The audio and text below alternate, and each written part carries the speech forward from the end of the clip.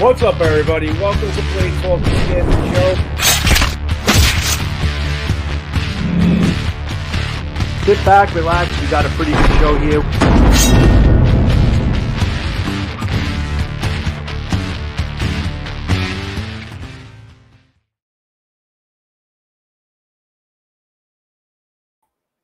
What's up, everybody? Welcome to another episode of Blade Talk with SCAB and Joe. Welcome to everybody in the room. Sorry we're coming in a little bit late.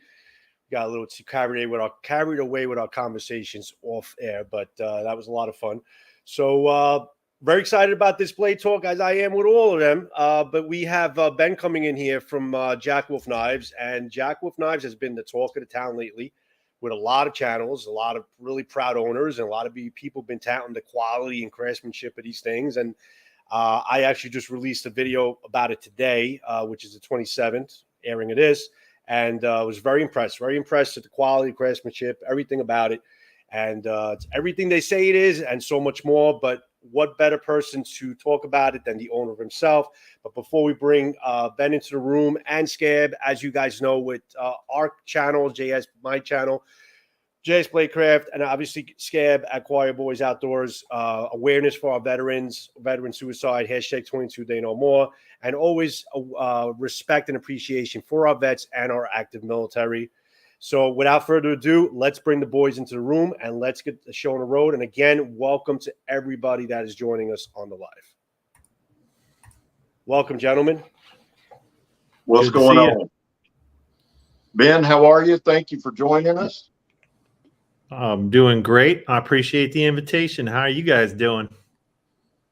Man, doing good. Joe, am I freezing up or you guys freezing up? No, you're good. We're good. Might be me. Yeah, okay, no, you're not freezing up to me. You're good. You're good. Okay. Keep everybody on their toes. Ben, do me a quick favor, man. We do this often. Again, thank you for being here. Give us a little background on Jack Wolf Knives. Let's just jump into it. Actually, instead of doing the same old, man, give me your vision. What started Jack Wolf Knives? I know your grandfather, but tell me that. Give me that story to where you are now. Sure. So, well, that could be an hour-long story, but I'll just try to condense it down a little bit for you. So, first of all, I've loved knives as far back as I can remember, right? My grandfather carried slip joints, usually Swiss Army knives. He was like my idol. And I'd go over to his house and he'd put his stuff from his pockets up in his dresser, up on the dresser there in his closet. And I'd like look up there on my tiptoes and I'd sneak that Swiss Army knife out, put it in my pocket. I thought I was the coolest guy in the world. And that's where it all started. As a kid, my parents were cool. They'd let me collect Swiss Army knives. By the time I turned 13, I was going to the flea market and buying Ninja Stars and shitty switchblades and, like Rambo knives and fantasy knives and all that cool stuff. And had a big, 6 foot tall blowgun that I would shoot across my hallway into the wall at the other end of the house. I just love all that shit. And, I've just been a knife collector forever. I like the collector side of it. You're more of the hard user type. I'm more of the collector type. It's cool. Yeah. We got all these different types of dudes. And, I didn't work in the knife industry most of my career. I was in construction, some land development stuff. I started being an entrepreneur in 2012, had some internet marketing businesses, some online businesses. So I've just kind of had a well-rounded business experience for the last 20 years, aside from being a collector. And then when I turned 40 in 2020, I started thinking to myself, you kind of get introspective at that point. You say to yourself, what am I going to do with the next 40 years of my life? And the circumstances were as such that I had some time and some resources to start a project. I don't think project is the right word. I should say pursue my passion. But it had to be economically feasible. It couldn't just be a hobby. And so I kind of started thinking about what I really love to do, what my skills are, how to put the puzzle pieces together to start a business. And I had this idea for this knife company. And once I saw all the puzzle pieces, I knew I couldn't unsee it at that point. And so I basically just went like balls to the wall at that point. And I probably put 4,000 or 5,000 hours and 6 figures of my own money and money I had to borrow to do this the way I knew I wanted to do it, which was to really set this up to be a full-blown knife company, not just like a project where it's like, oh, let's make one and then we'll use that money to fund another. It's like, no, I'm going to develop 10 or more models. I'm going to line out at least 6 of these projects to come out of the gate. And if it works, we'll keep going. And if it doesn't work, well, I gave it everything I had. And that's kind of, so there was some delays because I had some manufacturing issues where I had to find a new manufacturer. But after about 2.5 years from starting, I guess it was, I finally started selling knives, and that was just a little over a year ago. And everything that I planned for and hoped would come true has come true, or my expectations have been exceeded. So I'm feeling really blessed. I've been appreciative of the response from the community, that people like are picking up what I'm putting down, so to speak. Because at the end of the day, I just really want to do a good job, make everybody happy, and give them like a really memorable and just quality experience. And that's kind of what my focus is like, how do I deliver to people an experience that is emotionally gratifying, satisfying, but also a product that stands up to the challenges that some guys might flex them into. You know, it's not just a collector piece. At the end of the day, it will do the work. Oh, yeah, we've proved that, haven't we? I'll tell you the truth. I think it was Brandon Thrasher where I started seeing your knives. And I love all blades, and I know we're all blade guys, but I honestly could be just as passionate about swords or pocket knife. I've never been into slip joints per se until probably this past year. And I started seeing what you were throwing, and I thought, man, that's just, it struck a chord with me, not from a use standpoint. Now I'm always intrigued. That's always going to be there. Does it work? Can I make it work? What's the situation? But when you start talking about lining stuff out, like I showed you, I got the Feel Good Jack here with the red, and I know my lighting shit, but then the gun, I love it, dude. And then this green, Donnie's actually really jealous of this green, just so you know. Good to know. I mean, he really is. He was mad as hell I got the green one. But was the packaging, was all of this your vision? Did you have a complete picture, or was it, I want to start with a knife, this is what I want, and then, hey, this will be cool, this will be cool? Or was it a complete picture, if that makes sense? Yeah, no, it was a complete picture. Basically, the way I am, and I think it's just my personality, is I'm obsessive about all the details. Mm-hmm. And my philosophy is always like, a chain is only as strong as its weakest link. So I'm a big picture thinker. So everything was considered. And I took a lot of influence from people that have come before me. I have no issue admitting that I'm standing on the shoulders of some giants. And so I've looked at, okay, I've got decades as a collector. What are the things that impress me? What are the things that I think people are doing right? And then how can I incorporate some of those ideas with my own spin on things and try to present them in a way that's like cohesive, like with my style, and realizing that maybe people won't get it the first time, but like when they see it again and when they see it again, and when they start to kind of when they start to see my vision, because you can't expect people to kind of see your vision, but you can roll it out for them and get them to sort of jump on the wave with you, Yeah. Well, it's all about consistency, because you're consistent with the packaging and the products, and the fact that everything is different. The graphics are different with each knife. It's just you really are selling like an experience, getting into the knives.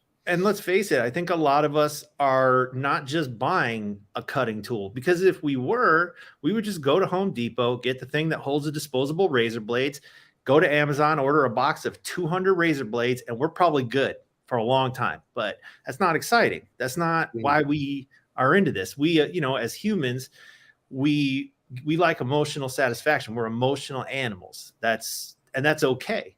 So when we shop for knives, we're looking for something that gives us like the way you feel when you hear that album that when you were growing up, you couldn't stop listening to it, or that movie you just love so much that no matter what, if you turn on TV, like I'm going to finish this movie out. Cause even though I've seen it 400 times, like I'm going to watch it 401. Right. Like that's that feeling that we get when we find a knife that really resonates with us. And to me, it's like, yes, the knife has to do that, but there's so much more to the whole process than just the knife. There's the packaging as part of that, right? Like I got to get through this packaging to ultimately make it to this knife. So many guys just have a cheap throwaway box. It's like, yeah, it's good enough, but that doesn't make it good, So how do we go for exceptional? Like let's put some thought into that. And so that's kind of where my head goes when I do things. And it's like, also with like just my merchandise, my t-shirts. Okay. Like a lot of guys have just print on demand t-shirts, they're fine. That way you don't have to keep them in stock and it's really convenient. And I did that in the beginning, but after, but then you wash them a bunch of times and they start to pill up, so I do everything the hard way, man. I found a local print shop. I had them order me like a bunch of different kinds of t-shirts. I wanted to find the very best one. And then I silk screened them, so like, for me, the philosophy is like, I believe in quality doesn't always have to mean expensive. My knives they're expensive and they're top quality. It doesn't mean that I might not be able to flex into something that doesn't have the same price point, but quality at the price point is important to me. Not everything you can have something that's inexpensive and still be high quality, right? Right. So to me, quality is of the utmost importance. I feel like it's an international language that people understand and that they are loyal to. Like you could have the best brand in the world and be a really cool guy, but if your stuff sucks, it's like, guys ain't going to want to come back when they got their money to spend somewhere else. So quality, keeping things interesting, keeping things fun, not presenting an air of taking ourselves too seriously, but behind the scenes, we're taking everything very seriously, just so that when we come to you guys, we can have some fun. Well, and I'll tell you this too, quality. I want to make sure I say it right. You can get away with a lot more when you have a quality product, and I don't mean anything shady. I don't mean anything slick. I mean, quality allows you the benefit of taking a risk because you have a quality product. Somebody might go, well, but they come back to it. I test the way that I do knives is best for me, right? But I can tell you, I think I've done 5, 6 Jack Wolf knives, something like that. Everyone has been consistent quality throughout the test, and I do everything the same. I do it for a reason, but everything has been spot on. And a couple of things that I've been impressed with the most, the sharpness, not only out of the box, but at the end. That was a big thing. And deployment, not only out of the box, but at the end. So quality allows you to have a little higher price point, right? But it also lets you have some fun with the artwork and the packaging, because you don't know how many guys, and you probably do, how many times people will talk shit, like they'll do an unboxing and they're like, nobody cares about the box, and they'll throw the box or here's your box until they get to a Jack Wolf knife. Yeah. And then they're like, they rave, but they rave because they know that knife's going to be quality. The knife matches the packaging. Yeah, if that makes sense. It does. And I love the way you do that. Thank you. I appreciate it. A lot of effort goes into it. I'm not going to lie. It's hard to differentiate yourself. Like something Joe and I was talking about offline was, you go into the blade show, you just had this experience. There are more high quality knives than a guy can even lay his eyes on in probably a week in that room alone. Right. And so we can take for granted the fact that you could just go to just about any store in America that has a knife for sale, other than like the 7-Eleven that has nothing but dog shit in it. But you can go to just about any reputable store and buy a quality piece of cutlery these days, And so with all the good choices out there, how can a brand differentiate themselves? Like, it's kind of hard to do a new, unique design anymore. Like, everything's more or less been done in some form or fashion. Guys come up with new mechanisms. I'm just not that mechanically inventive. Like, that's not my style. So I looked at really what motivates the collector, what motivates us as knife lunatics to have more than one, and it's because we love it. We just love it. Now, I think about how I love it. I watch how other guys love it, and I really pay attention to that. And it's like, okay, now how do I deliver for these guys? Like, if I'm going to be on the producer side and not on the consumer side, I got to take into consideration why people love knives, and then try to deliver that experience. And it's not just the packaging. I mean, we can get into the nitty gritty about the knives, because there's as much thought, if not more, about all the specifications and the quality about the tools themselves. But to me, I didn't want it to stop here. I wanted it to go beyond this. I wanted to literally think outside the box on that side of it. Well, that goes to my point, though, of being able to get away with, because there are guys, and in this community, and everybody watching knows that if that knife don't match that packaging, buddy, they're coming after your ass. Because this is, and I can hear them saying, I can hear particular ones. Well, if you put more money into the knife than the packaging, but you can't do that with your knife. Yeah, right. And we were talking about that too. You can't put lipstick on a pig, right? That's what me and Joe were talking about. Yeah. And the fact of the matter is, like, you can get away with that one time. Yep. And then that's it. You've spoiled your reputation. It's bait and switch. It's like, hey, look at this great thing, and I'm gonna hand you something that sucks. Like, well aware of that. So, like, you make a very good point. If you are standing on a foundation of quality, it allows you the opportunity to do some things that are outside of the box. Because there's two types of guys. There's the guy who, like, really pays attention to and appreciates all the things I put in that package. They feel the microfiber. They look how big it is. They look at the POG. They think back to when they were in the 90s, right? Like, they put the sticker on their toolbox. They look at the art. They put it on the shelf. Like, that guy gets all the value out of that. Then there's some guys who are like, I literally don't give a shit about any of this stuff, and nothing you put outside of this knife, I could care less. And that's just fine. Give me the damn knife. Just give me the knife. I get it. Now, maybe I'm not the best brand for you, but if you like the knife enough, you're going to tolerate the packaging, because the knife in itself is badass. Right. But here's what they say. Here's what they'll say. Even the guys who don't give a shit about it, they always mention it, that it's quality. And that's my point. Because you know how it is. And it's not just the knife world, it's any world.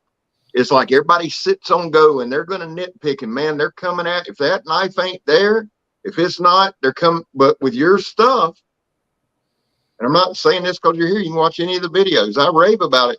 Your shit is point blank, dead on with these knives. And I don't know that much about slip joints. I know this. If I'm in a situation that I need to use that knife, I have zero qualms about using it. Zero. Because I know it'll hold up.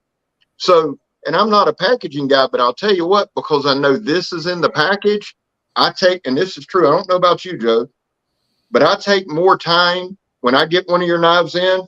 I kind of look through stuff now, whereas before I would have been like, but now it's like, I know this is there. So I look through the stickers. I love the cloth. I love the artwork on the tin is phenomenal. And it talked to me a little bit about that, about where that vision came from. Like, I know it's Sean. Am I correct in that Sean does your artwork? Mm-hmm. Do you say, hey, you have carte blanche, or do you give him a theme? So, yeah, that's a great question. So the genesis of that whole concept was when so guys that buy slip joints, they'll be familiar with this.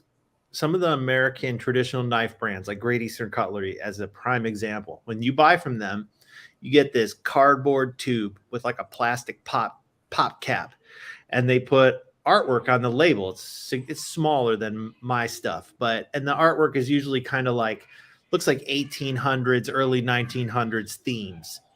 So there's nostalgia. And then what always struck me is like, man, this is just cool because number one, it's not a box. Everything comes in a box. And as you start to collect those things, like you get tubes. So like you pull open this drawer and you got all these tubes. I was like, fucking tubes are cool. And then God forbid you throw your tube away, like someone won't give you as much money as they would if you had it. You know, that's how you know that packaging means something. Is like, oh, you threw the tube away. All right, now I got to dock you $30 for the knife, you know? And I just really like that. So I was like, I got to figure out how to do my knives in tubes because they're slip joints. And it's like, I got to find a metal tube. So I dug up and down the internet and I freaking found them. I couldn't believe it. I couldn't believe I found metal tubes. And, you know, it had the screw on lid, but the top had nothing stamped in it. And I was like, can you guys like stamp stuff in these lids? They're like, yeah, you got to buy 12,000 lids, but we can stamp your logo in there. I was like, you sons of bitches. I'm like, fine. You know, I'm like, I can't not do it now that I know, you know, I can't put a sticker on it when I know you can emboss it, you know? So I got the tube sample and then it's like, okay, what are we going to put on these labels? And so I started thinking about the kind of artwork I like. And I was like, I just think I was never like a hardcore comic book collector. But when I was a kid, you know, I'd go to summer camp and take a bunch of comic books. And I always liked the artwork. I thought the artwork was cool. I always loved the Hulk. I liked the Punisher, you know. And I was like, maybe I can find like a comic book artist, like some like local struggling comic book artist to do this for me, you know, because like I'll never get any of the big guys. They're all busy. And so I found like, scour the internet again. I find this website. It's called hireanillustrator.com. And I'm like looking, I'm like, oh man, there's a lot of really talented, successful artists who are asking for work on here, like guys that have made movie posters and book covers and comic books. I was like, oh, hell yeah. So I like wrote up this big, long description on what my vision is and what my company's all about. And I like blasted it out to like 15 artists. And I was like, no one's getting back to me for some weird startup knife company. They're not going to get it. Dude, like 12 of them hit me back. Really? And they were, because man, these guys are like, they might not be into knives, but you know what? They're into guitars. They're into watches. They're into cars, like whatever. Like we all have that itch as mostly men, right? Like we, you know, guns, whatever. Like not always men, but it seems like predominantly because I know females in the audience. So anyway, I get on the phone with a bunch of these guys and I'm like interviewing people and I'm waiting to see who I connect with because like this is not going to be just like, hey, draw this. It's like we need to develop a main character. We need to come up with how we're going to format the label. We need to have a vision for what this is going to look like across multiple models. And I got to be able to afford it, you know? So there was like just a lot of effort that went into establishing that program. And that's where I found Sean Tiffany. And when I talked to Sean, something he said that was super important to me was, look, Ben, he's like, you're going to talk to a lot of artists and a lot of these guys, like they'll tell you they can do something on time, but when push comes to shove, a lot of them struggle to do it.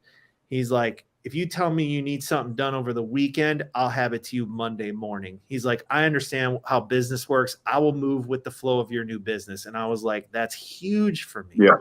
You know, because I can't hold up putting knives out because I got an artist who's got writer's block or because like for whatever thing. So we formed a relationship and dude, we've done over a dozen projects together and they're just getting better, which is cool.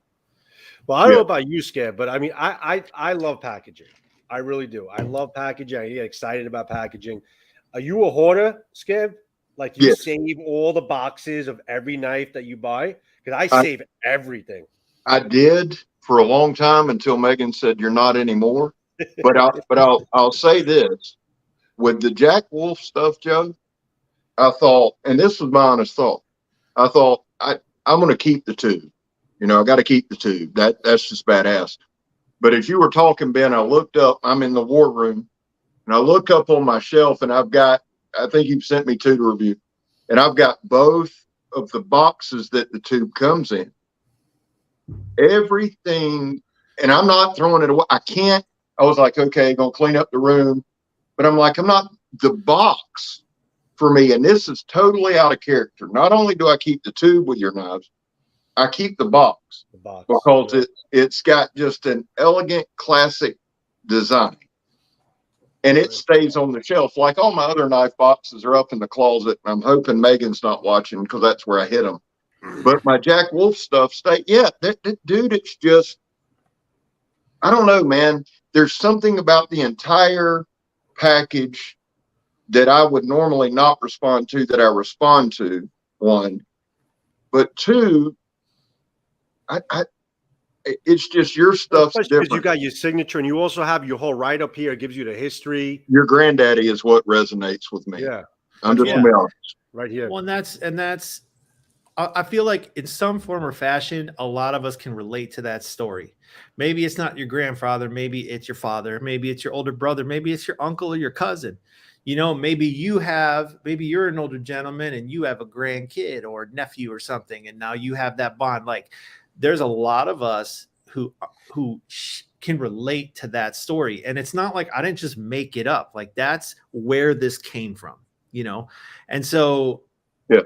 I really try to focus on, as much as I focus on the design of my knives and the specifications and the execution, I also focus on the experience, the emotional connection, the way things are presented as a brand, like the way I present myself. Like, for me, it's a very all-encompassing 7-day a week, every waking minute thing.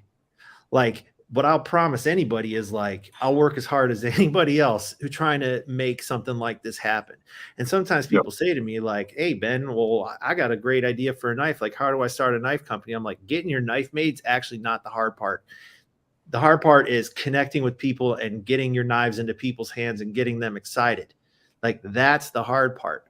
That part takes chutzpah, which is like a word that means, you know, like, it takes effort, it takes emotion, it takes heart. And it's like, that's the hard part about running a knife company, I think. Well, I'll tell everybody watching this, and for the people that will watch the replay, you're one of the most approachable guys out there. And one of the things that struck me with you was at Blade Show, how approachable you were with everybody. You had an ear for everybody. And that resonates with people, man. They want to know that people are normal, average, everyday people. And one thing, and I'd actually told a couple guys when I got back, because people ask, and people will ask, what guy was a dick? What guy, who's the coolest guy? And I just told everybody, I said, man, Ben with Jack Wolf Knives, I said, he just kind of vibes with everybody. I said, me and Donnie ran past you at the pit, and we had a quick conversation, but it's like I watch people, and you vibed. It was like you vibed with just about everybody there, and people want that because, like you said earlier, they're not just buying the knife, they're buying the experience, but they're also buying the person selling it, and you do a good job with that. Joe showed the packaging, and from start to finish, it's excellent. Now let's talk about the function of the knife. I know you come from a collector side, but you had to have a standard of function. How did you go about achieving that? Right. So fortunately, I've been blessed to have resources to acquire a lot of knives in my own collection over the years. And like most people, I kind of started with inexpensive knives and worked my way up the ladder. Most guys go up the ladder and not down the ladder of price point, right? I was no exception. And I really, really enjoy slip joint knives. I find them to be extremely interesting for all kinds of reasons we can get into later. But that's where my collecting efforts focused. And as you have these things passing through your hands, made from different factories, made from custom makers, anywhere from the $80 price point, $80, $120, $200, $400, $1,000, $1,500, right? You start to see what makes a $1,500 knife a $1,500 knife, what makes an $800 knife an $800 knife, what makes a $60 knife a $60 knife.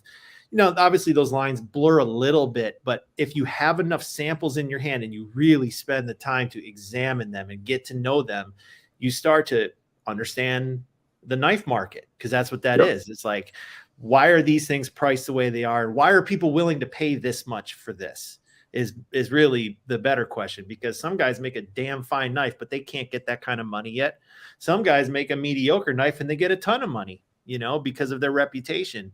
So anyway, once I established what I felt was the most important components of a well-made slip joint, that's what I wanted to bring to the table, because I noticed that it was missing. It was just straight up unrepresented as a ready to buy option in the knife market. You could get Rough Rider for under $100 all day long. You can get Case for a similar price. Great Eastern Cutlery, you know, they retail from anywhere from like 80 to 140, but dudes will pay $300 and up for the real choice ones, especially older models. And it's like, okay, if a guy's willing to pay $300 for a $100 slip joint, will they pay $300 for a $300 slip joint? You know, like at $150, you have the Italian made products. They're good for the money, but they're lacking things. And I can be really specific here. So for example, this has 3mm blade stock, 120 thousandths. Right. You don't usually see that unless it's on a custom knife. It's usually 90 thousandths, 100 thousandths at the most.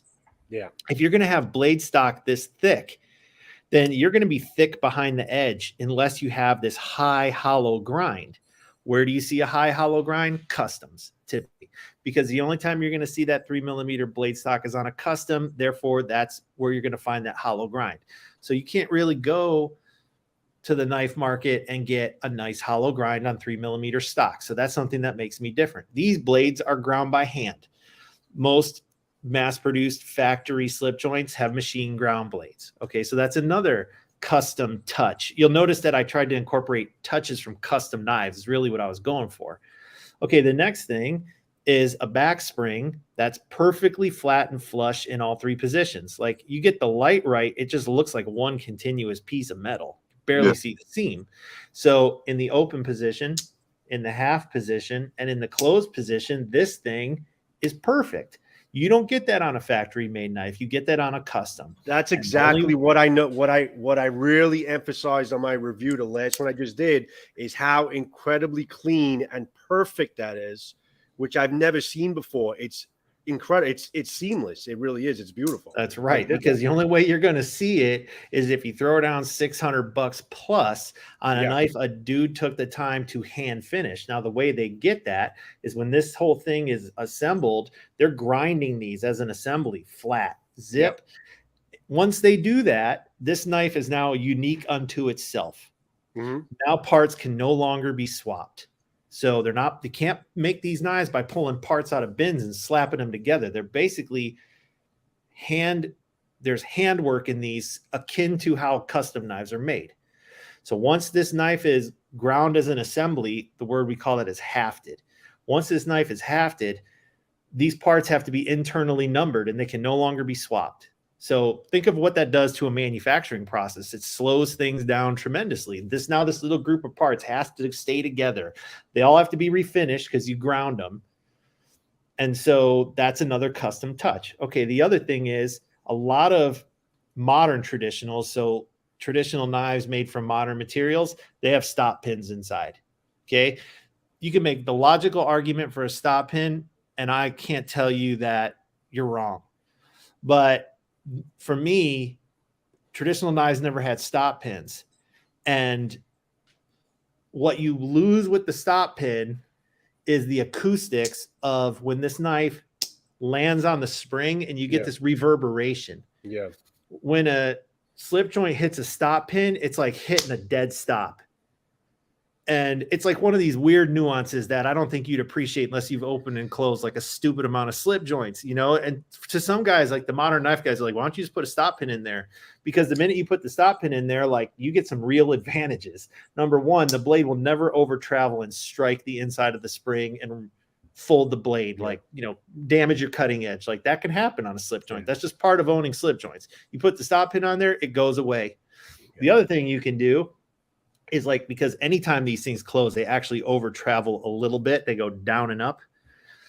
So in order to facilitate that, you've got to have like some dead space in here when it's closed. Like if I pulled the covers off and showed you, there's dead space in here to allow for the over travel. Well, if you have a stop pin, you can bring that cutting edge essentially right next to the spring because you don't have that over travel. So it actually lets you work, you know, have more room for designing your blade. But for me, it's a bridge too far. I got to have that traditional acoustics.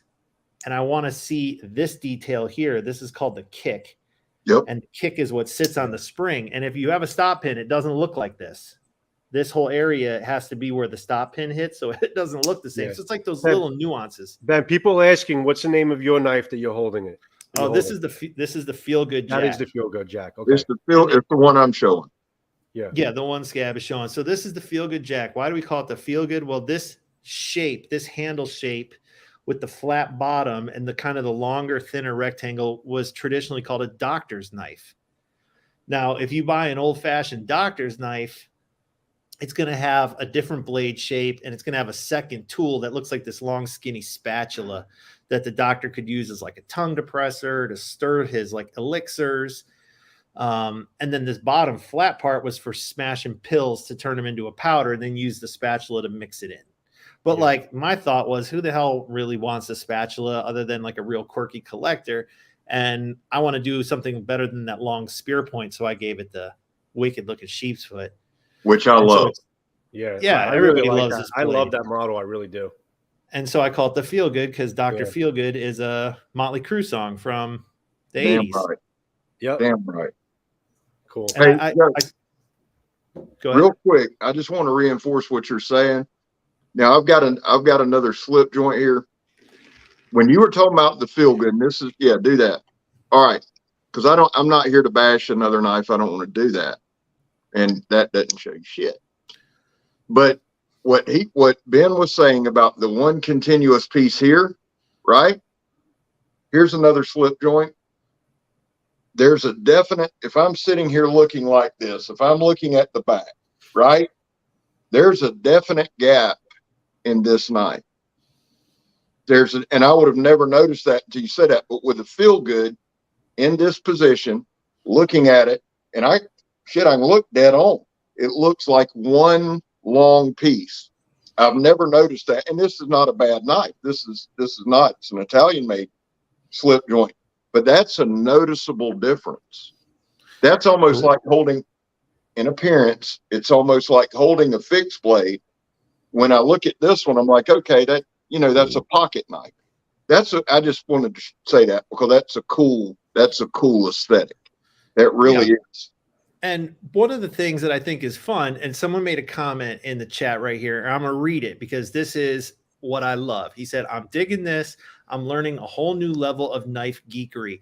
That is exactly what I like to hear because I want modern knife guys who have always kind of been like looking at slip joints from afar and been like, too old school for me. Like I'm not into it. Right. But the minute I give it to you in fat carbon and titanium with S90V and stuff, people are like, oh, I'm kind of curious now. Well, the minute you like lift the rug and look underneath, maybe go down that rabbit hole, like, dude, there's so much cool stuff to learn that you didn't even know was there. So the more people I can get into these style knives, the better because it's fun. And it's like, as someone who loves knives, aren't you looking to get to experience more, Yeah.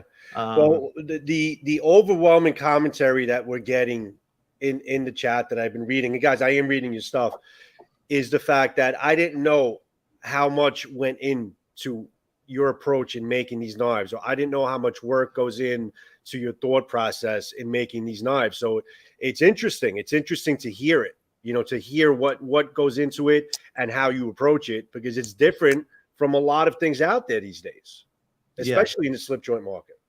Yeah, I can't stress enough how important it was to me to really give you guys, number one, my best effort You know what I mean? Number two, an extremely high quality knife. And number three, an extremely satisfying experience. Like, I feel like those three things are what it takes to be successful, you know?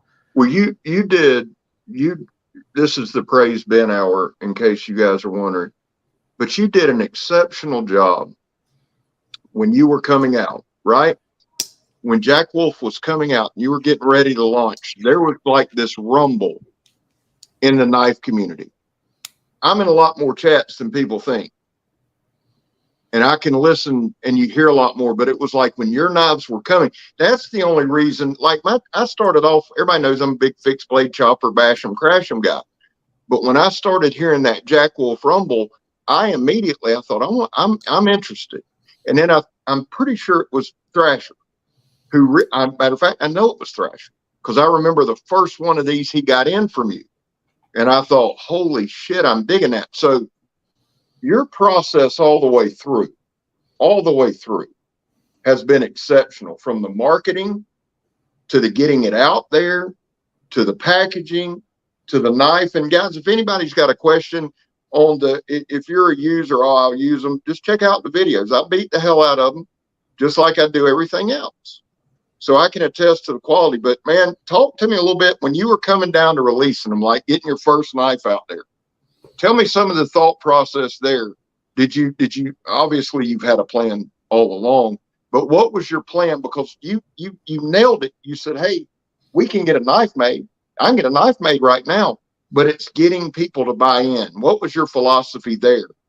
Yeah. So, okay, there's a couple things that to me were fundamental in having a successful rollout. So number one, you can't build up anticipation for something, deliver it, and then have nothing to follow up with. That sucks. So it's like I'm trying to push a boulder up a hill, and dude, if I stop for 1 second, I'm gonna lose, right? So that principle is like, momentum has to be built and maintained. Okay, number two is eyeballs are the key. How do I get as many eyeballs on what I'm up to as possible? And number three is like, you can never push hard enough to get your story out there and get people excited. You can never push hard enough. Okay. So like that was really where I was coming from. And think back to like when we were kids. Okay.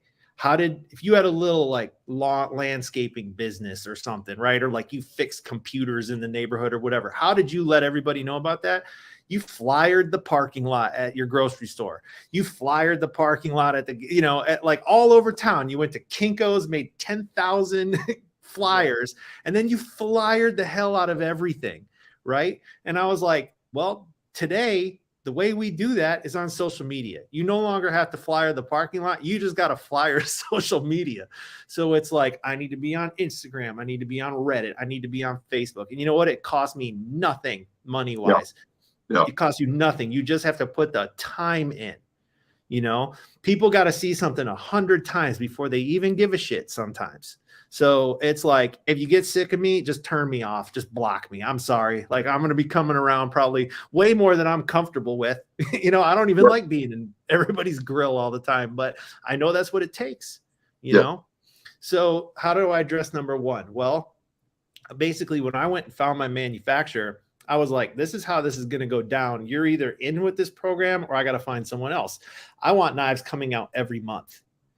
All right. I've designed more than 10 of these things up front. I've got them all.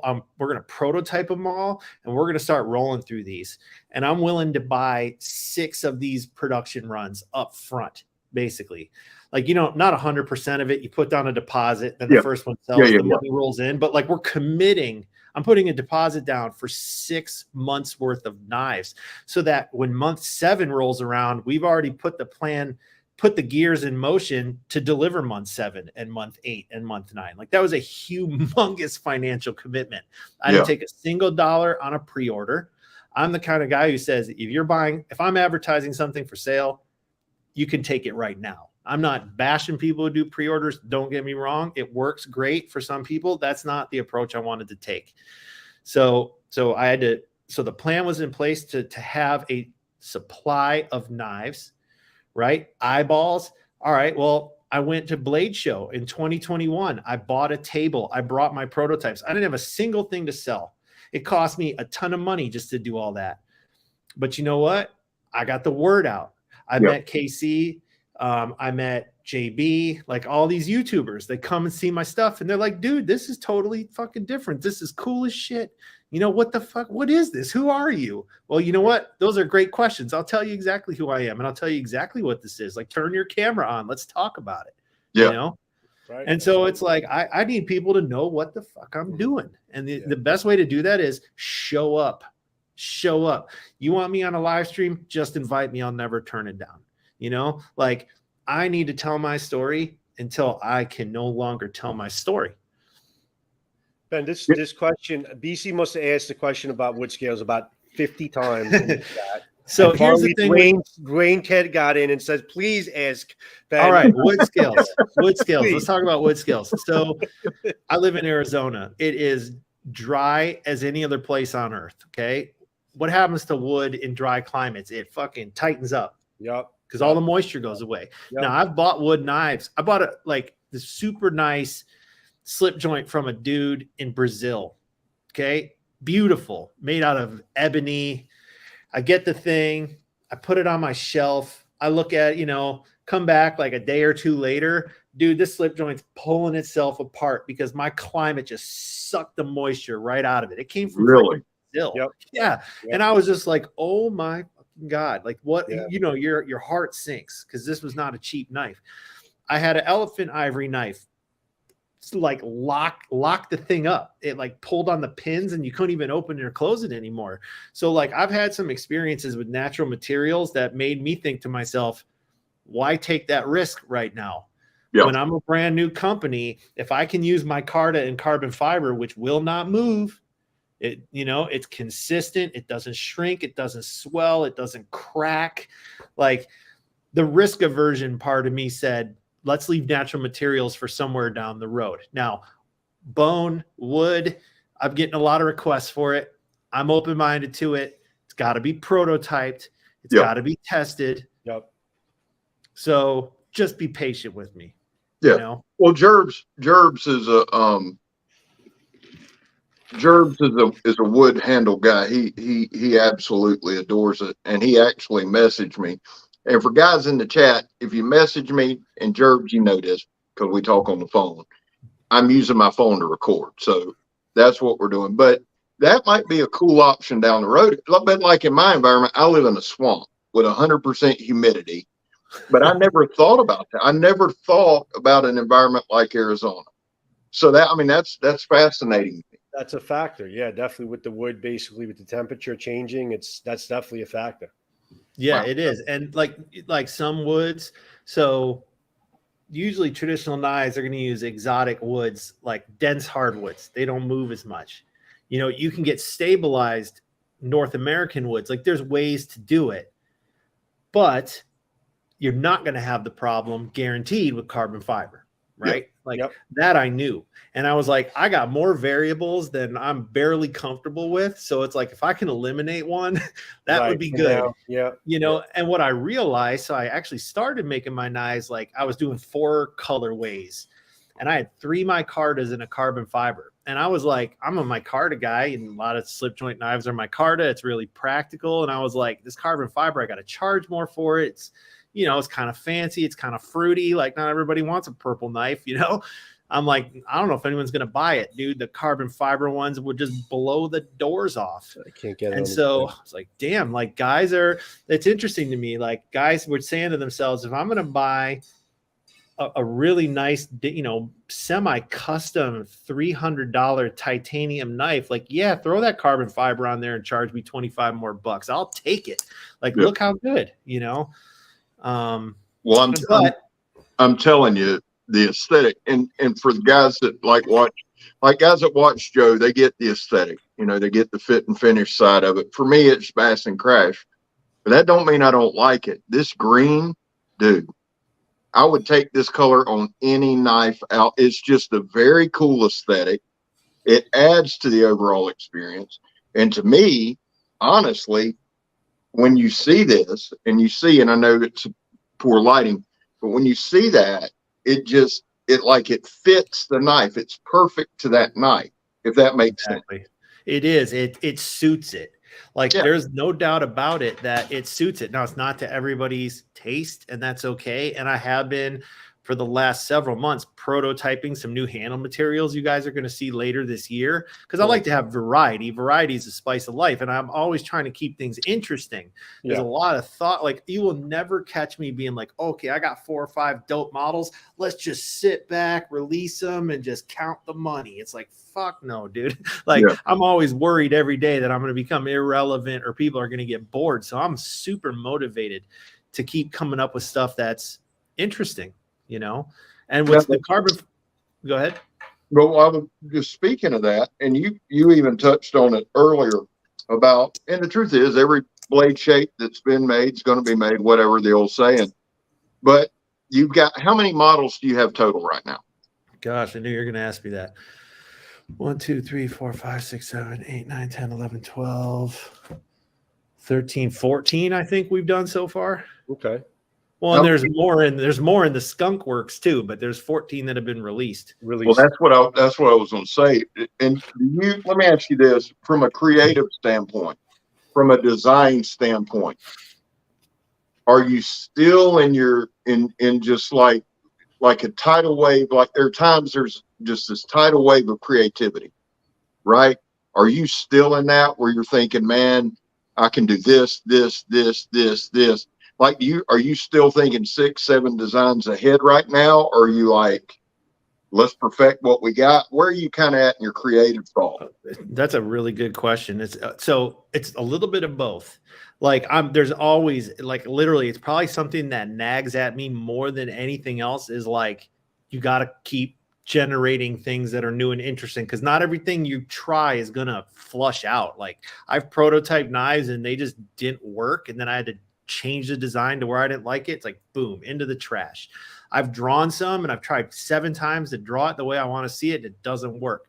So it's not like everything you put your effort into is going to bear fruit. So you got to work twice as hard just to get that fruit. So there's the nagging desire to continue to produce designs, and I've got to meet that desire. But then also these are going to get re-released. Like the plan is kind of work through the catalog, start doing subsequent releases. Well, I'm listening to what everybody says. I watch every single YouTube review. I read every single comment. Like I want to know what guys don't like. I want to know what guys do like, because I'm going to tweak things. You know, I'm going to tweak things to make them better. I'm going to tweak things to make them look different. So I got to focus on like adjustments to the previous models, creation of new models. And the challenging thing for me, especially over the last year, 6 months for sure, has been where the hell's the time to work on that stuff? Yeah. Because like knives got to get out, and lots of steps have to be taken to make sure those knives get distributed. And like I got to make sure that's all happening, or else we grind to a halt. Right. But that's first of all, that's in mental competition with the mindset you got to get into to be creative, because over here, it's really like process execution. It doesn't require a tremendous amount of creativity. It requires diligence, attention to detail, focus, and like grunt effort. But when you sit down, business mode, dude, like real, like what would it be? Left-brained business mode, you know, like it's real black and white. Like this is what we have to do. This is when we have to do it by. If we have problems, we got to creatively solve them. But otherwise, like this is what needs to be done. Like imagine like a restaurant analogy. We've got to buy these ingredients. We've got to make these recipes. We got to get them out on the table at this certain time, or else people are going to be pissed. Right. But to be creative, totally different headspace. You cannot even have those types of distractions. You've got to be in like this totally different headspace. You got to have the right environment. You got to have all that shit out of your head. And that headspace has been unavailable to me almost wholly for like the last 6 or 7 months, which creates a tremendous amount of anxiety inside of me, you know. Oh, I'm sure. Because like if you got a restaurant, you're serving the same old dishes all the time. People don't want to come back. Where's the guy in the kitchen like cooking up new recipes, ordering new ingredients? Like you can't bother him to make the sauce that gets made every day. He's got to be in there figuring out the next pasta dish. But you got an extreme amount of focus. I mean, to be able to have that creativity part of your brain working constantly, always coming up with designs and having things in your head. And then the business end of you is just basically saying, no, we got to move forward. We got to do this. We got to do that. And that calls for an extreme amount of focus. I mean, that's pretty impressive. Thanks, man. I appreciate it. Like that's probably kind of what enables me to pull this off, is because that's kind of the unique skill set that I possess. Now, if you put me in a position where I'm working on something I don't enjoy, dude, I don't have that kind of output. You know what I mean? But if I love it and I'm into it, like I get crazy. You know what I mean? Like I am obsessed and I am intense and I am 100% about it and I'm competitive and I just want to do a good job. But dude, you get me, like, you got to get all the, I got to get all the pieces in place to be able to produce that kind of effort. Right. Yeah. Yeah. And I can see where that would be you have the business mindset where it's ever forward. And I'm sure it's a struggle because I would think you would want the creative side in front of the business side, meaning 6, 7, 8 months ahead in design thought, and then handle your business. So it just seems like you do a good job of the balance. That's a fact.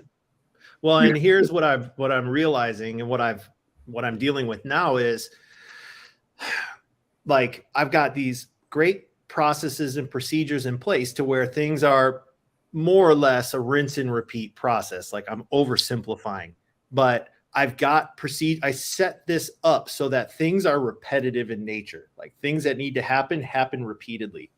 Okay. But there's just so much of it that it eats up all my time. I mean, I work 7 days a week. So it's like headwind. Like I'm moving forward, but the wind's pushing me back and I'm just kind of like in place doing this. And I'm not making the progress I know I need to be making on the business growth side of it. So I've got my first full-time guy, Donnie. He was in the chat. I don't know if he's still there, but so I hired him to do my social media about 4 months ago. If you go back to my social media, you'll see my social media went from like C grade work to like A+ grade work. Well, I get no credit for that. Like Donnie gets all the credit. This guy is amazing. And he was working for me part-time doing that. And, I'm like kind of tuning them in about everything I got going on. And like, I want people to understand. I want them to be motivated and see the opportunity. And so as I'm getting to know him better, I realized that number one, he's married, no kids. They don't own a house. They were living on his father's property and they were thinking about moving to a nearby small town. I'm like, what do you think about Phoenix? And so boom, I made him an offer. He's moving out here. He's my first full-time employee. That's awesome.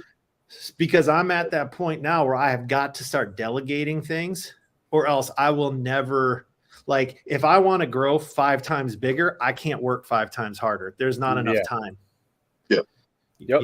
And that's a challenge as the business side of it is to, how do you solve these problems to facilitate your ability to be creative, to feed this so that you create a new problem for yourself so that you solve those problems again, Right.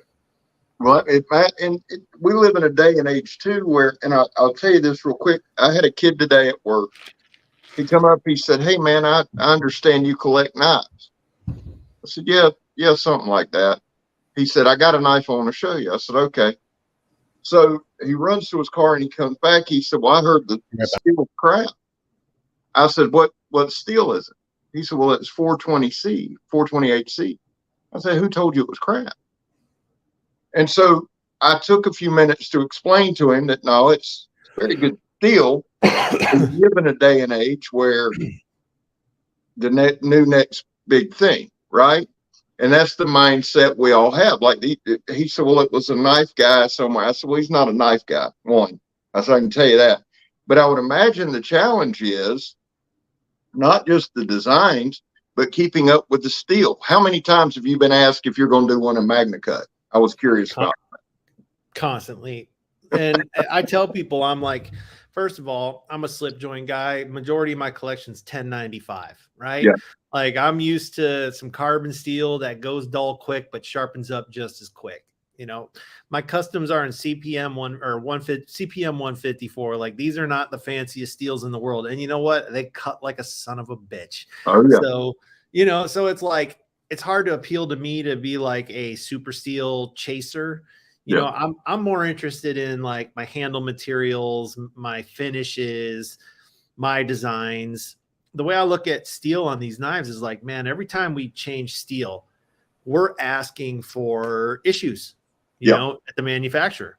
It's like, can they get the heat treat right? Are they getting warping? Are they, you know, are they having trouble grinding it? Are they, you know, I just like, do I really need to change that variable? So I'm hesitant.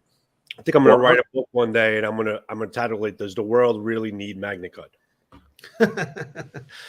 People want to spend their money on it. I can appreciate that. You know, I mean, first of all, if you're having a Chinese OEM like I have, they won't ship it there. So to do it, I'd have to buy a pallet of it basically, or some reasonable amount of it and ship it over. You won't want to do it for just one batch of knives because it's going to be super expensive to ship it and tariff it into China. So you'd have to probably invest a big chunk, like tens of thousands of dollars in enough of it. And it's like, for what? You know, I mean, listen, Ben, this S90V on this big bro here, it's been used. I'm probably the fourth or fifth person that tested this knife. Okay. And I did some cutting today with it, and it's like almost like no loss of sharpness there. I mean, the edge retention is fantastic on this steel. And when you have that caliber in the steel and the heat treatments there and everything you're doing to the edge in terms of the fine precision to the edge, I mean, some people even saying in the chat, if it ain't broke, you know, I was just curious on the. I love the S90. I love the S90. I really do. And you hit it on the head too. You got to worry about your OEM being able to get the heat treat right. Mm-hmm.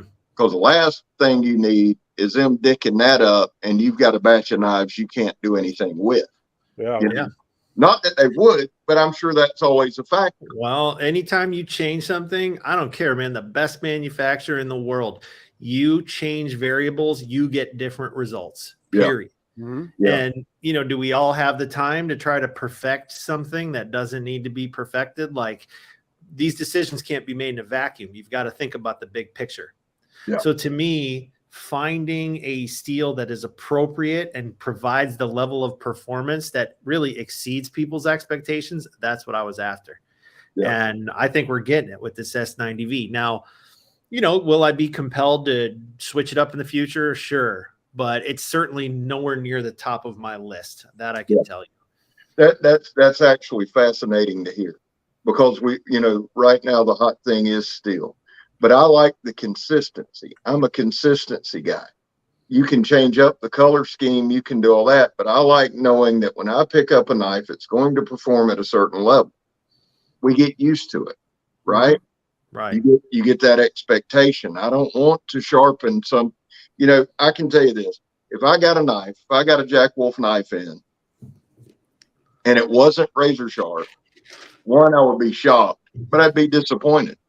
So I'm more of the line, stick with the S90V, play with the color schemes. I really like this gun stock.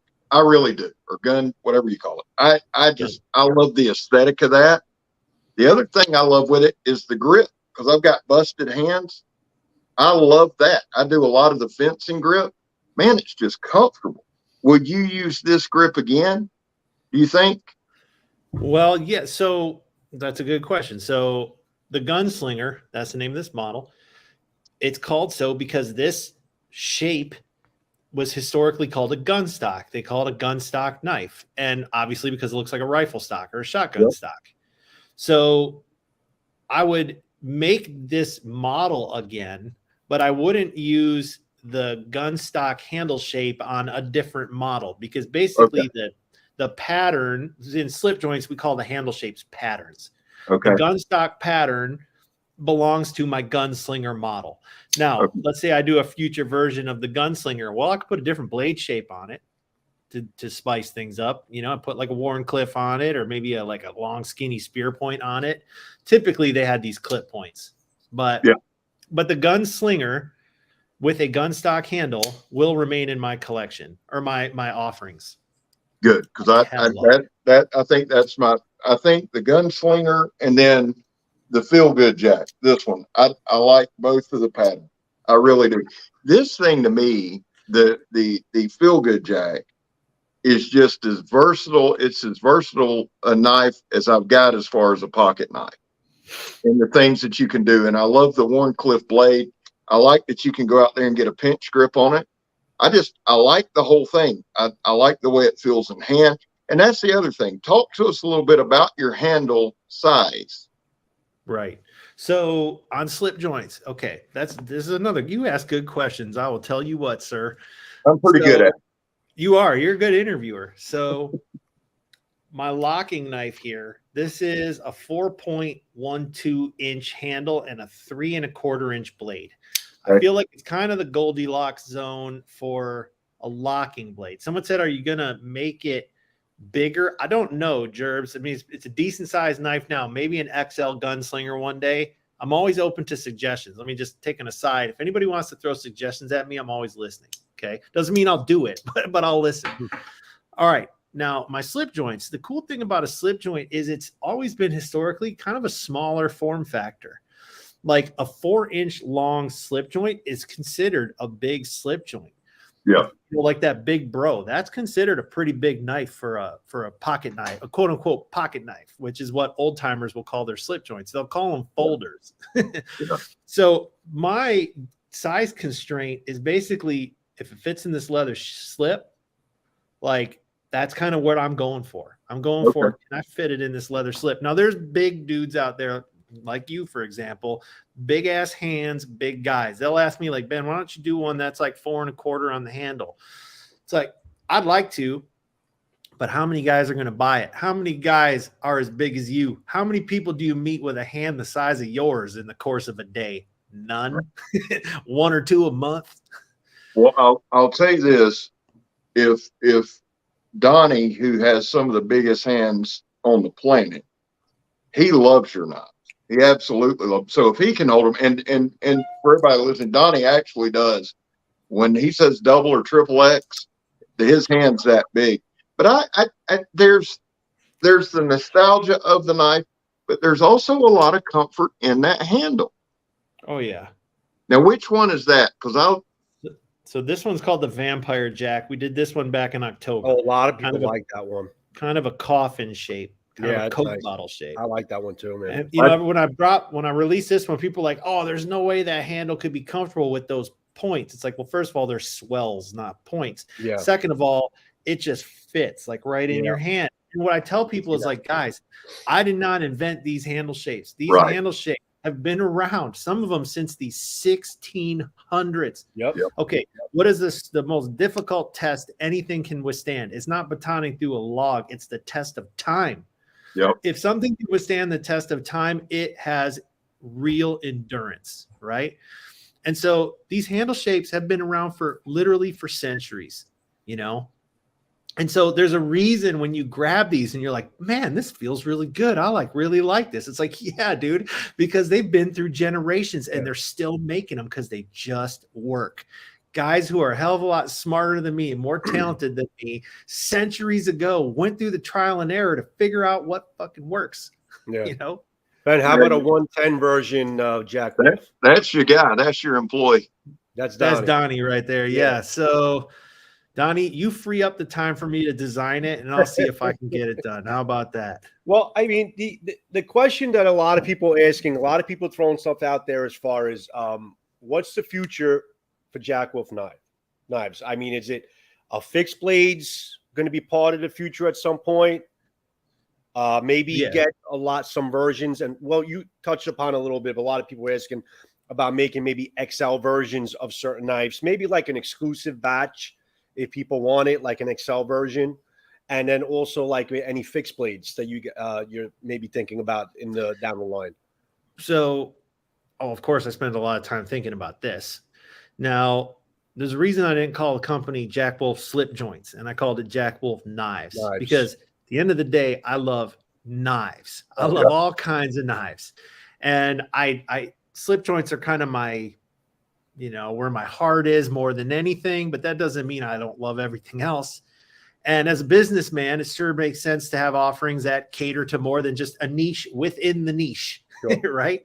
Sure. So yeah, man, I like the most important thing for me is as I develop my catalog that you have to have a brand identity and things have to make sense and be part of like a family, So like the Gunslinger, like when you look at this, you're like, damn, that looks like a Jack Wolf. It's like, exactly. I love that, man. That thing is awesome. and that kind of thing is important to me. But dude, I'm open-minded to, well, first of all, I've told everybody if this was successful, which it was, that I would develop a line of these based on my slip joint catalog. So that's really my first priority right now is to develop this out.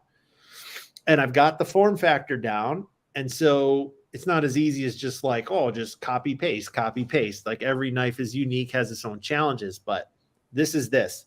As far as fixed blades go, absolutely. Like I love them. I don't have much use for them in my lifestyle, but I love them. I don't why this reminds me. I think when you got to ask about the fixed blades because that's my jam. I just happen to have this sitting by me. This is the size I would think of for you. A knife. I would be more in the EDC fixed blade realm. Well, that's what I think this is. You know what I'm saying? Yeah. I don't know why it just happened to be sitting there. When the question was asked, I thought, man, I'd love to see Ben's version of that. Yep. You know what I'm saying? Yeah. Yeah. I'm highly motivated. I'm highly motivated to try things. Someone asked to show the javelina. There it is. Oh, that's dope. That's nice, man. The vampire is one I wanted to try and I didn't get a chance. That vampire was very curious about, but that right there is just dope. Look how slender it is. That's pretty freaking awesome. You know what's cool about these two? What's cool about these is for the modern knife guy, especially, do you really have anything in your collection right now that looks anything like that? This is so exotic compared to a lot of the modern knives. They have a unique look. They have a unique feel. There's no pocket clip. Guys ask me all the time, will you put a pocket clip on it? It's like, why do you got to have one? Like, I get it. I get why guys like pocket clips, but this is not a one-hand opening knife. This is not the whip it out, whoosh, do your cut. Whoosh. This isn't that. Right. Yeah. This is like, let's take a minute. Let's enjoy the process. Why don't you put maybe a pocket clip on the slip? Yes, you could. Now, I prefer these in my pocket. So that's frankly my preference. If you put a pocket clip on it, you still need two hands to open the knife. So it's just not a one-handed situation. Now, if guys really want, we call them clip slips. If guys really want a clip slip, dude, there's guys in the leather crafting world that'll make you one. Sure. If I put the clip on this thing, it's not going to fit in a can. So it's like this. I like what you got, and I'm a function guy. I like this. I like putting this in my pocket. Matter of fact, I carried it today because I knew I'd be on the road. There's just something unique about this knife and this design and the pouch that I love. God, I love it. This is what I'm selling. This is what I want people to experience. If it's not for you, that doesn't hurt my feelings, but this is like, it's like, guys, trust me, you want to know about the slip joint life. You want to experience the slip joint. Just let go of the pocket clip, get out in the water, throw your life vest away. Smells good. Right. It's part of the whole process. Good. It's the feel. It's it's like slowing your roll a little bit, man. Slow your roll, pull your knife out, hear it, appreciate it, make the cut, get that action going. Listen, man, I'm sold, man. I'm a fit and finish guy, and I love just the details that you're putting into these knives. It's pretty damn phenomenal. I love that stuff. I love fit and finish. I mean, Scab likes fit and finish. He won't tell anybody, but he loves fit and finish. He's a function guy, but he likes fit and finish. Well, I love the detail. I like that one a lot. That's nice. Is that the low jack? Low drag. Low drag. Low Low jack was a movie. My bad. But no, I tell everybody this. There's Scab that loves knives and carries knives, and then there's, like you do things to fit your brand. I do things to fit the channel. But fit and finish, like with this. Now this is definitely a knife I show, the Feel Good Jack.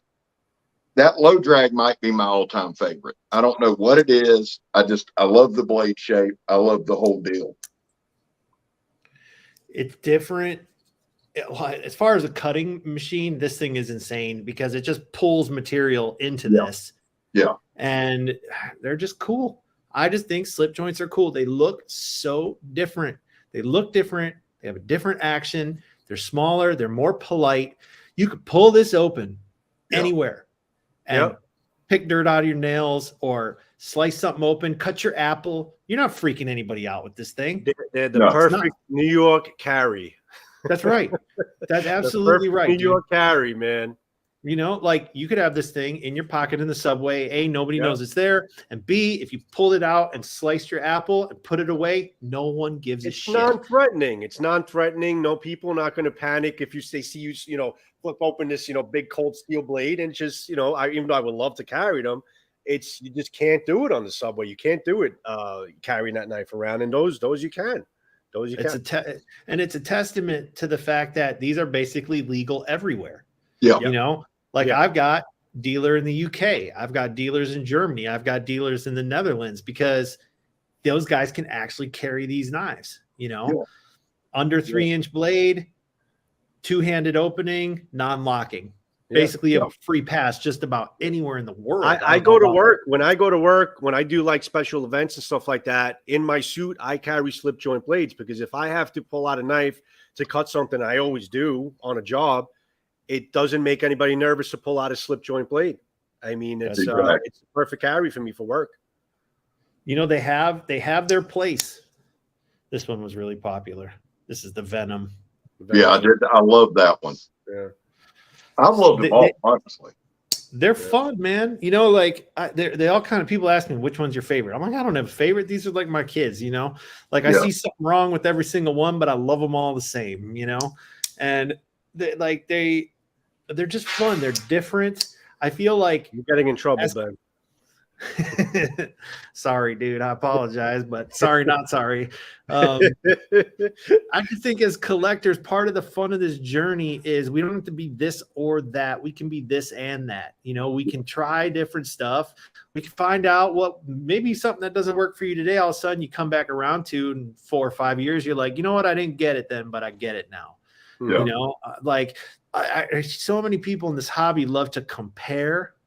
But comparison to me is the thief of joy. It's not about comparing all that. We do it naturally and we have to. It's like a human thing we do. But don't always focus on the comparison. This better than that. This better than that. No. Why is this awesome? Why is this awesome? Why is this awesome? I love this thing for this reason. I love that thing for that reason. It just makes you, I think, a happier person in general when you take that approach to collecting and appreciating knives. Well, in all of it, I do very, very few comparisons on the channel. Very few. Because each knife is unique and it's hard to compare a knife. You can have two knives, that are very similar and be completely opposite. You can't, it's hard to do. What is that one? This is the Cyborg. So this is the first one that I designed that was just uniquely my own creation. Yeah. That's dope. I love Dude, that. you got a lot of really good freaking looking knives, man. Holy shit. I'll tell you what, I gotta tell you, bro. I appreciate it. Wow. I don't pat my own back. I just don't do it. But sometimes I do look at it saying man, I got a lot of models out in a really short period of time. I don't think a lot of people have pulled that I didn't off think you had that many models. You're just kind of whipping them out. I'm like, what, is that different or is that the same one? No, they're all different. They're all different. And it matters. It gives you that follow-up. it gives, like you were saying, it gives you that momentum that it's easy to carry. Right. Very easy, which is nice. I love it. What? Yeah, and go ahead. No, go ahead. Talk to me. Oh no, I was just gonna say, what you'll notice, I want to point out is I can show you all these different knives, but what's important to notice is they all look like Jack Wolf knives. Yes. Signature look. Yeah. Yeah. That's right. I just want that to come across as like, once you become familiar with the brand, if someone has 7 knives laid out on a table and you've never seen this model before, you go, that must be a Jack Wolf. Yeah. Yeah. There's a lot to be said for that. Yep. There's a lot to be said for that. Staying, and it's not even staying in your lane. It's branding that you built. You don't want to, to me, if I was a knife company, I wouldn't want to have up front. I wouldn't want to have things so drastically different that somebody goes, "Oh, I can't believe that's a Jack Wolf." You want people, like you said, I can see that. I can buy into that, because even though they have the Jack Wolf look, they're completely different. No knife you've showed's even been remotely the same, because you've had different blade shapes. And like you said, that Vampire, the handle on, or the pattern on the Vampire has always intrigued me. Always intrigued me, because that looks like something that I would like a lot. Matter of fact, Joe, that looks a lot. The asymmetrical looks a lot like the Kermit that I got from Hornbeak. It does. Yeah, you're right. I love that. Yep, it does. I absolutely love that. Yeah, I think that's my favorite handle looking so far. Yeah. You showed. I like that handle a lot. Yeah. And, the way I look at it is like, you might not like them all, but I bet I got one that works for you, you know? And like, truthfully, as far as the function goes, they all work pretty good, but we feast with our eyes, right? So it's like, what really tickles me that is going to make me pull out $300? Because it's not cheap. I mean, I can appreciate the fact that $300 is a lot of money. Yeah. But when you buy it and you feel it and you see it and you put it to work, you're like, you know what? I got my money's worth. Yeah. Zero regrets. I got my money's worth. I spent $300, but I got $300. Hopefully I got more than $300 worth of stuff. Well, it's absolutely, it functions like it should. And that's why I say I'm a function guy. There's a lot, I made a video not long ago. There's a lot of knives that look dope, but they're not worth a shit. I've got some knives in here because I like the way they look, but you couldn't cut a hot stick of butter with them. Yeah. No? But see, that's the thing. That's the thing. Your knives made so well. Yeah. And they work. That's the thing. Yeah. I mean, I think every knife guy on the planet's got that one little boot dagger thing from, whether it's United or Smith & Wesson or whoever the hell made the things, $15. I mean, you could stab somebody with it, but you're not doing any work with it. But the knife matches the price point. And again, and I'll go back to it, that's something that Ben does so well, is the knife matches the price point for function, fit and finish. And I'm sure as we go a decade from now, the resale is going to be right. You're going to have a next level secondary market. If you ever say, well, listen, we're retiring this line, the secondary, I can see for you the secondary market being insane. I really could. Yeah. I mean, as we all know right now, the secondary market, there's a lot of good deals in the secondary market right now, but that does this just like anything else. Yeah. And like, there's some of my models that haven't been made for a year in the colors that were the most popular. Guys will pay more than they cost to sell originally. So it's kind of cool. Aaron said, are we going to see the twill carbon fiber that first release on the K9? I don't ever tell anybody what's coming up. So I'll tell you guys concepts, but another important thing to me is like the element of surprise. Like, I like people to not know what's coming. I want people to get excited when they see it. It's like, I tell people all the time, someone you've seen a movie before and you're watching it with someone who's never seen it, and they instinctively will say, oh, what's going to happen to that guy? It's like, do you really want me to tell you? Yeah. Like, of course not. I can't tell you that. I'll ruin it, Right. So I don't want to ruin it for you guys. So, but Yeah. I will say, if there's something you want to see, like for example, that twill, you just got to send me a message and tell me, because I'm very open to suggestions. Yeah. Ben, let me ask you a question, and this is kind of floating around in the chat room a little bit. So I'll try to reiterate it a little bit. Now, listen, I understand that in order to deliver quality, it comes with a price. I mean, that's just the way of the world. I mean, I'm a sword guy. I know that if you want really good quality, you got to pay a price tag to have the best fit and finish out there and all that stuff. Now, do you think that down the line, you would be thinking about coming out with some kind of a budget line, like, keeping it quality, but maybe having like a budget line? Because a lot of people they're saying, I love the knives, but I was wondering if maybe you would have some kind of a budget line down the line, maybe not have the best steel, or maybe just have a lesser steel, maybe not have the carbon fiber, maybe have just micarta, but still have that really impeccable, beautiful look and put together of a Jack Wolf knife. Yeah, so that's something I think about a lot as well, and it's definitely a logical thing to do. Okay, so but it's a little easier said than done, because you have to look at the big picture, like where is that price? Because now it's not like whatever it costs. Like now I can't, if this is 300, this one can't be 275. They got to be far enough apart for it to make sense. So if we're now going to build to a price point, can I get what I want for that price point? That's a big question mark. Okay, let's say I can get at what I want for that price point. Okay, how is that product line marketed, packaged, presented so that it's complementary to and appropriate? Like we're talking about adding a family member. Think about like we're bringing another family into our family. We're going to get married. We're going to have this family come in. All right, well, how do we make sure it works? And so the answer to that question is yes, I think a lot about it. I would love to do that. It requires a tremendous amount of thought, planning, testing, and execution, and just be patient with me. Like I'm just a little over a year into sales, and until Donnie shows up here, next week, I'm a one-man show, And so there's only so much I can do just to keep these knives hitting the shelves every month. It's a lot of work. Absolutely. Well, listen, tell us this, because we've been going about an hour and a half. Why don't you give us lay out the vision for the future, and we'll start to wrap it up. Where do you see Jack Wolves in the next 5 years? You ask really good questions, man. I got to tell you. So I've been thinking a lot about that too. And I would like to have this line of slip. Okay, let's say perfect world. Okay.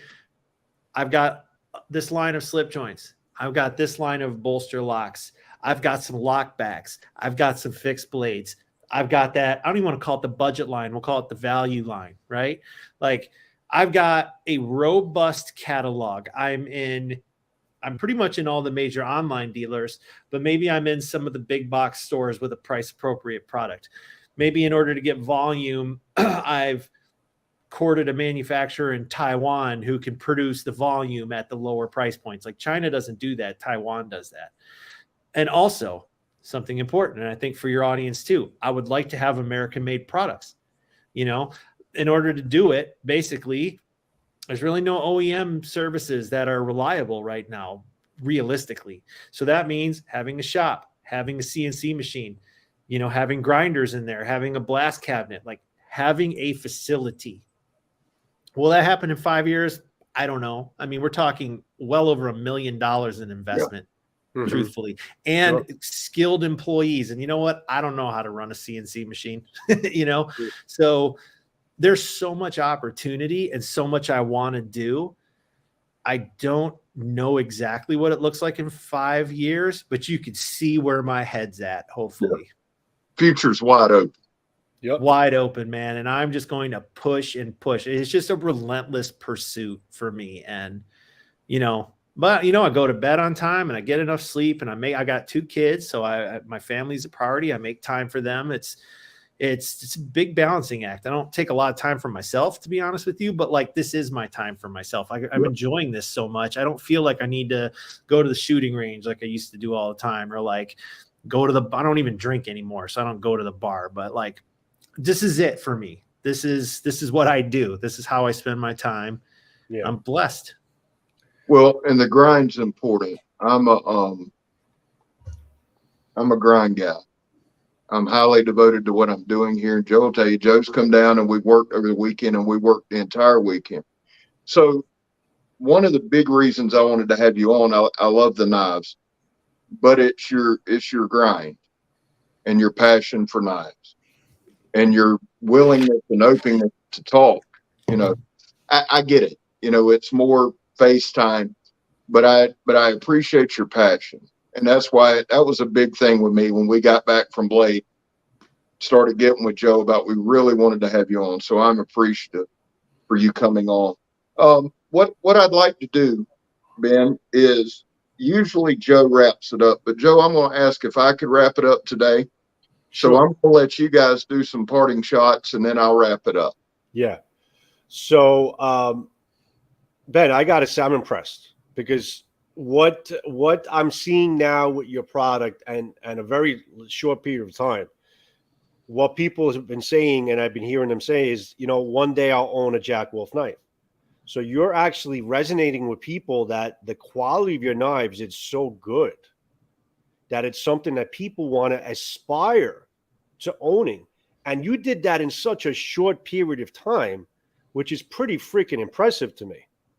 You know, it's not like a knife company that's been, you know, ancient, that's been around for 15 years, 20 years. You're it's a short period of time that you're in. So you made such a staple in the community with these knives and your designs and your thrive to basically do what you're doing, that people are getting that, you know, that impression, like, I'll own a Jack Wolf knife one day. And that's impressive to me to see. What I am looking forward to is what's going to come out of that brain of yours, and what new things are coming in, and what ways you're going, and where you're going to be in a couple of years from now. And I'm very excited to see it. But I am very impressed with your product. I'm impressed at hearing you speak, and where you're going, where you've been, and you know, it's how everything is kind of just materializing for you. And kudos to you, brother. Well, I appreciate it, man. And like, if anything, I'll never lose sight of the fact that like none of this is possible without the support of the knife community. Like, that's why you get the full, honest, truthful me, because that's what you guys deserve. And that's what it takes to build the true relationship with you guys, because I can't do it without you. You know, like, I need the support of the knife community. I need guys to be willing to spend that money and trust me. I'm an untrusted brand. I'm an unknown, and therefore not yet trusted brand and person for people. So if they're going to take that leap of faith, then I have to be there, humble, honest, willing to do whatever I can to serve, you know, and like, that's what you guys will get from me. That's my promise to you. I couldn't do it without you guys. Well, that's awesome. Great, Ben. Guys, listen, I appreciate you guys sticking with us. This last part going to be tough, but we got to do it. There's another guy who reviews Jack Wolf knives, and that's Donnie B all day. Earlier today, Joe put out a video and I put out a video in response to Donnie's video yesterday. Donnie had some serious health issues, some serious stuff. And as much of a brave face as he would like to put on it, and as much joking as he would like to do, there's nothing joking about it. We need to raise about $15,000.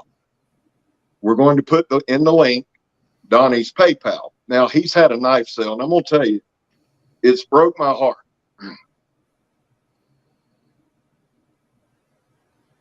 That he's had to sell knives for medical shit. We all love knives. Not everybody can give, and I understand that. I do. But what everybody can do is take Joe's video and you can take my video and you can share it. Even if you text it to a friend, what does that do? It hits the algorithm. Donnie will win this fight. We'll win this fight. But we need your help. If you can give $5, give $5. If you can't give shit, you can leave a comment on one of the videos or both, and you can share it. And I would appreciate it. That's Joe asking. That's myself asking. Anything you could do, guys. Definitely. That being said, thank you for your time. We love you. God bless you, and we'll see you on the next one. Ben, thank you, Ben. We'll see you soon. Thanks, everybody, for Guys. joining us on Blade Talk. We'll see you on the next show coming up. Have a good one, guys.